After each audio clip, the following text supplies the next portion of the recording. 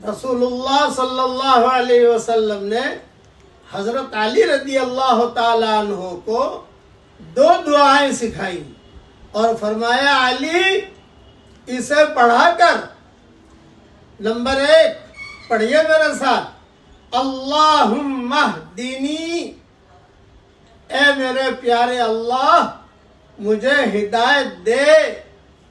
Number 2 وسددنی، اور مجھے سیدھا رکھ۔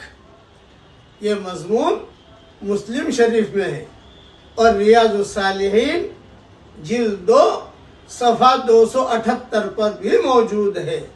اس لیے یہ 2 دعائیں ہمیں مانتے رہنا چاہیے کہ اللہ ہم سب کو ہدایت بھی دے اور اللہ تعالیٰ سیدھا چلنے کی بھی اللہ ہمیں توفیق عطا فرمائے۔ کہیے آمین۔